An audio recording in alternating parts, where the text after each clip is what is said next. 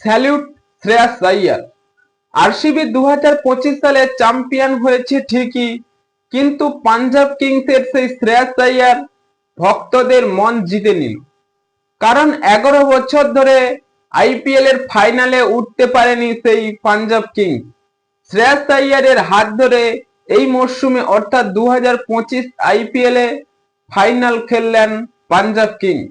তারা ট্রফির গায়ে এসেও ট্রফি জিততে পারল না, মাত্র 6 রানের হার পাঞ্জাব কিংসে।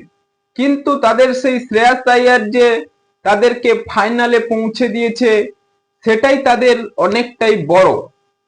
ভক্তদের মন জিতে নিল আরো দুটি কারণ রয়েছে সেই শ্রেয়াস আইয়ারের। হ্যাঁ বন্ধুরা, শ্রেয়াস আইয়ার একমাত্র ক্রিকেটার যিনি 3টি ফ্র্যাঞ্চাইজিসির হয়ে অধিনায়কত্ব করে 3বার ফাইনাল খেলিয়েছে সেই দলগুলিকে। তাদের মধ্যে 1 নম্বরে হলেন দিল্লি ক্যাপিটালস এবং 2 নম্বর সেই কেকেআর 2024 সালে যাদেরকে চ্যাম্পিয়ন করেছিলেন, এবং 2025 সালে এই পাঞ্জাব কিংসের হয়ে এদেরকেও ফাইনাল খেলালেন। তাই শ্রেয়াস আইয়ার কত বড় মানের ক্রিকেটার তিনি প্রমাণ করে দিলেন। এবং পাঞ্জাব কিংসের ভক্তদের যে মন জিতে নিয়েছিল সেই দিন, যেদিন মুম্বাই ইন্ডিয়ান্সকে হারিয়ে ফাইনালে উঠেছিল পাঞ্জাব। হ্যাঁ বন্ধুরা, মুম্বাই ইন্ডিয়ান্সে 4টি আইসিসি খেলা অধিনায়ক থাকা সত্ত্বেও মুম্বাইকে পুরোপুরি হারিয়ে ফাইনালে খেললেন সেই শ্রেয়াস আইয়ার।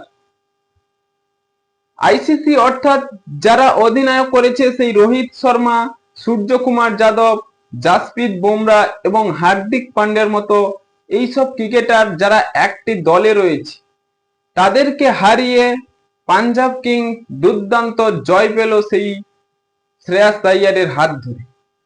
এবং কেকেআর বুঝতে পারছে তাদের ম্যানেজমেন্ট যে শ্রেয়াস আইয়ারকে কেন রিটেন করেনি এবং তাকে বাদ দিয়ে কত বড় ভুল করলো কেকেআর।